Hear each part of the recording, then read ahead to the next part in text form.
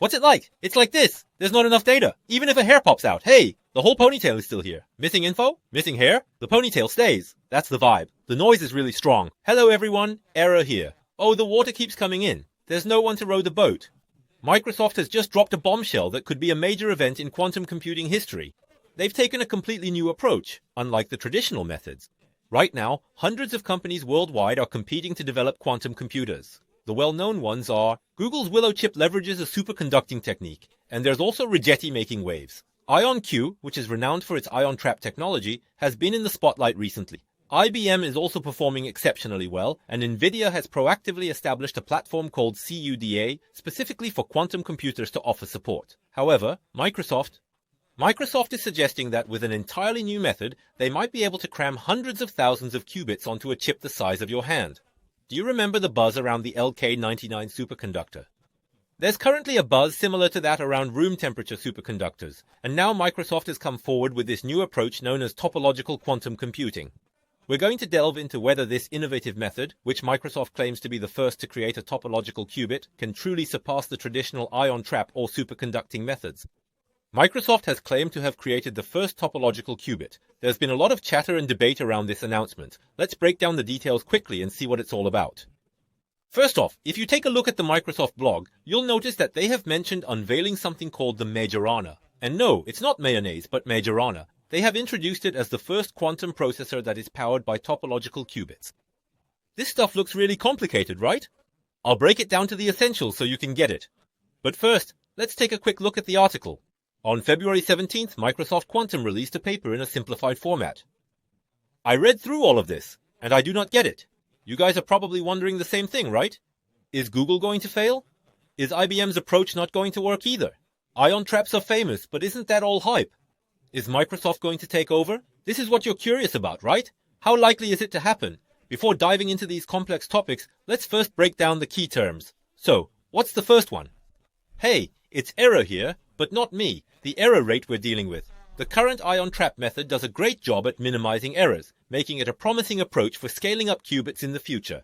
That's why there's been significant investment in this area. Now it's suggested that this new method can reduce errors even further. That's the first key point. The second point is, secondly, it's about whether qubits are managed individually or collectively. What does that mean? It's about handling qubits one by one, or grouping them together to mitigate errors. I'll explain this in a bit. The third point is about scalability, essentially questioning if the system can expand smoothly, compared to existing methods, if this new approach is indeed valid. If Microsoft's proposed method is accurate, it could lead to incredible scalability. They assert that they can integrate hundreds of thousands of qubits onto a chip no bigger than your palm. To emphasize, this approach significantly reduces error rates, and it shifts from managing qubits individually to handling them collectively in a novel manner. They're using a method that can be well integrated, and it's related to topology. Then, they can gradually increase it. Keep this in mind as we take a look. Even though I've talked a lot about qubits and quantum computers on the Error Engineering channel, there might be some of you who are hearing about this for the first time. So, let me briefly explain what a qubit is. Traditionally, when we talk about bits in computers, we refer to them as either 0 or 1. Just like a light bulb being off or on, information is represented by these binary states. The fact that you're watching this video on YouTube and listening to my voice is all thanks to these zeros and ones switching back and forth. But this is conventional computing. When we discuss this method, the quantum bit, or qubit, which is also referred to as a quantum bit, does not simply hold a value of 0 or 1. We often use the term superposition. What does that mean? It means 0 and 1 exist together. Our brains can't grasp this. Now, even if some of you haven't watched Doctor Strange or the Avengers, we all know about the idea of the multiverse. Picture error living in multiple universes simultaneously, existing here and there at the same time. Since everything is happening all at once and overlapping, if we can maintain this superposition, it would be like a CPU morphing into a GPU to handle parallel computations. Quantum computers could then perform an astronomical number of calculations simultaneously. It can calculate states simultaneously, handling computations that take billions of years in just 5 minutes. That's the basic idea. But remember, its state exists as both 0 and 1 at the same time, right? This is known as a superposition state, where a qubit can exist in multiple states simultaneously. To fully harness quantum computing, we need to entangle several qubits together. This process, called quantum entanglement, allows us to know the state of one qubit instantly by knowing the state of another, regardless of the distance between them. So, when we say we've implemented a quantum computer with 500 qubits and then with 1000 qubits, it means we've successfully achieved an entangled state among them. Why is this important? Because only in an entangled state can we crack codes, run Shor's algorithm, and other quantum algorithms that enable incredibly fast computations. There are some mathematical elements at play here, but if these entangled states aren't correctly entangled, errors crop up. When errors occur, the calculations fail to work properly. They just collapse. Essentially, if the quantum superposition state picks up any noise or is simply observed, it is extremely sensitive. Even the slightest disturbance can mess up these entangled states. Because of their delicate nature, errors tend to happen frequently, making it hard to perform calculations even if you want to. Now, the traditional ion trap method uses electric fields, which is quite fascinating. Ions, like those in Pocari Sweat, are basically charged particles, right? Atoms carry charges, and by placing them in fixed positions within an ion trap, they can be gently maneuvered using lasers or electromagnetic waves. This technique allows for the maintenance of quantum entanglement where qubits exist in a superposition of 0 and 1. The ion trap method is particularly effective at keeping multiple qubits entangled.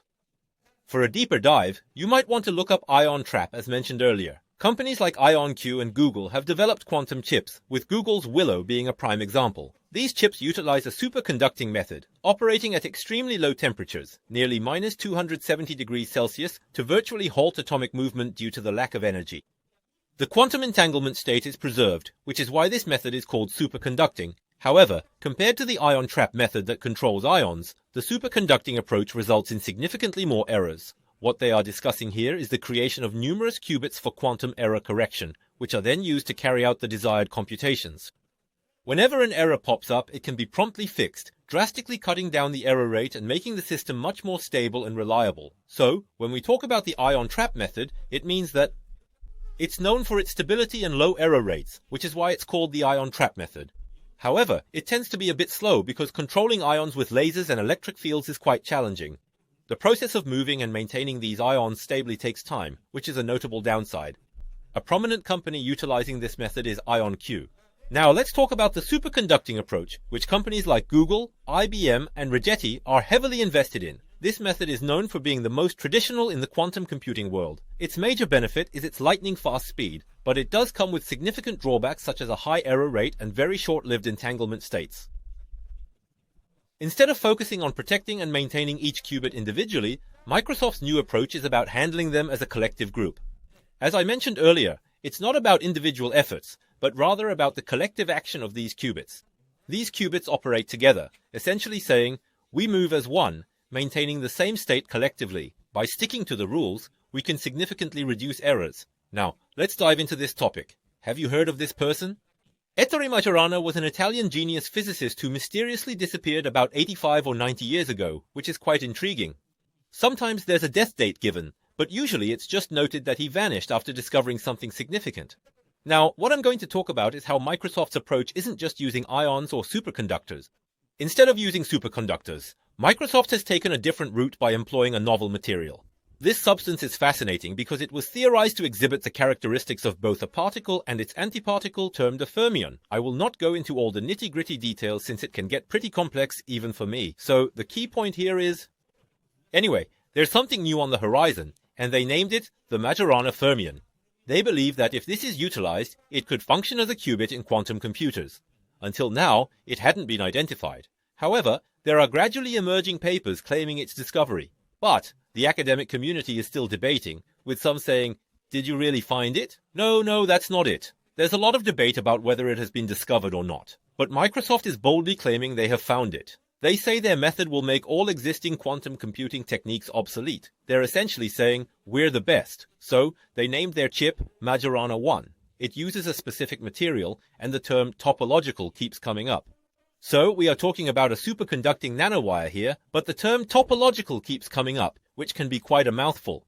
When I hear the word topology, I imagine a donut and a cup, and at first glance these shapes seem completely different, right? However, in the realm of mathematical topology, these shapes are actually considered to be the same. Now, why is that the case? When you consider the inside and the outside, you'll notice there's only one hole. Therefore, the part that corresponds to the inside and the remaining part that is considered the outside, they all share the same topology. No matter how much you move the dough around, the shape doesn't change if there's a hole in it, right? Now that our fun math lesson is over, let's take a closer look at how a topological qubit is implemented and understand why we use the term topological in the first place. Even if you squish it with your hand, as long as there's at least one hole, its state remains the same. Similarly, the reason these qubits are referred to as topological is because they do not rely solely on a single qubit to store quantum information. Instead, they depend on a specific structure that involves multiple particles working together. So, even if this donut shape changes slightly due to some noise around it, the information gets stored in a patterned way across multiple qubits, which significantly reduces the likelihood of errors occurring. This is the concept of topology that we are discussing here. Now, if we take another look, what do we mean by this group? Well, this is a group of qubits, right? A group of qubits. So, when we consider a group of qubits, regardless of whether they resemble a donut or a cup, and no matter how much they're deformed, the topology, or the way we store information, remains largely unaffected. Unless you completely tear out the core, the data is fundamentally distributed across multiple qubits, ensuring its stability despite minor distortions. In methods like ion traps or superconductors, it often feels like each qubit needs to be managed individually. Even when trying to implement quantum error correction, it involves generating additional parity for each qubit, so while it might seem like multiple pieces of information are being spread out, the core and inherent approach remains fundamentally distinct.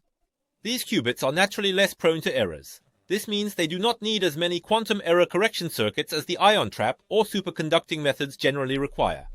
As a result, traditional methods necessitate numerous circuits to fix errors. However, these qubits, while still requiring a specific architecture for effective control, manage errors more effectively. Right from the start, they have integrated multiple qubits using topological methods. This implies that even when scaling up to thousands, tens of thousands, or even hundreds of thousands of qubits, the error rate remains exceptionally low. According to Microsoft, this approach could potentially allow for a massive increase in qubit numbers while keeping errors to a minimum.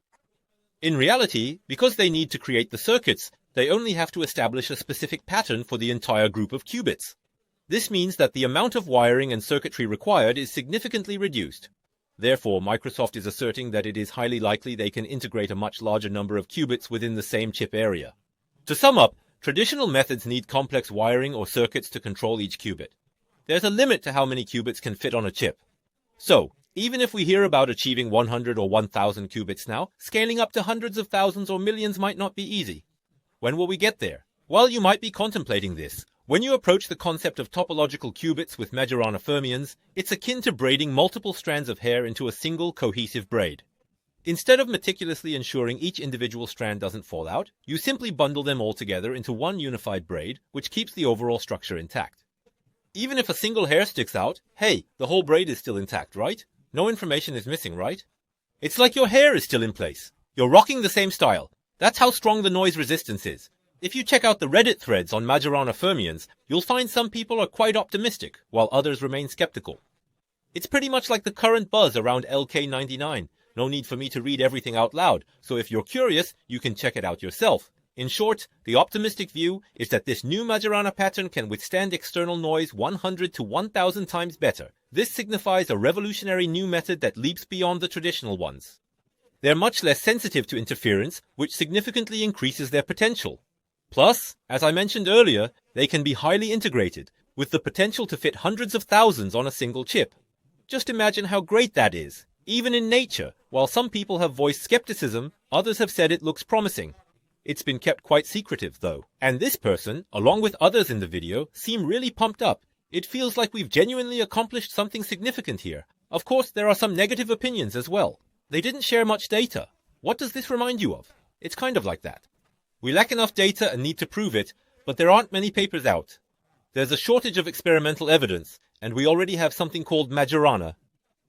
However, the crucial evidence has not yet been discovered, right? LK99 is facing a similar situation right now, isn't it? So, there's this ongoing debate about whether we have the technology to reliably create and control these nanowire structures under extreme conditions with strong magnetic fields. And then there's the whole issue of scaling, right? The expectation is that it will keep expanding and growing continuously. People are saying it won't work as well as you think it will. There are also views that more issues will crop up as you try to scale it further. However, instead of nervously stacking things up piece by piece, going for a larger scale might allow for quicker expansion. While many agree on this point, a lot of details still need to be thoroughly investigated. And honestly, is there any reason to get so hyped? It's still a ways off. If this video gets more views, I might think about making another one to explain the structure of nanowires and the superconductors attached to them in greater detail. However, I'm not sure it would get much attention. Anyway, if Microsoft can use Majorana-based topological qubits to break through existing limitations with a revolutionary new technology, if this turns out to be true, it could revolutionize the field. We will need to keep providing experimental evidence and demonstrate how it works. It is something to watch closely, but it is incredibly exciting, especially with major players like Microsoft involved. Some doubt Microsoft, thinking they might be bluffing, but remember, they have had papers rejected in the past. There was a similar situation before, so I'll be keeping a close eye on this, just like I did with LK99 and Deep Squeak. I'll gather your interests and questions to make follow-up videos. By the way, our Instagram has already surpassed 3,000 followers, which is super exciting. This is Error, signing off.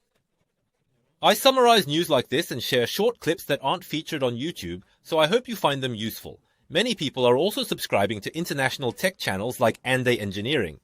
For our English-speaking friends, we're also providing this information, so if you enjoy movies, please stay tuned. This has been Error.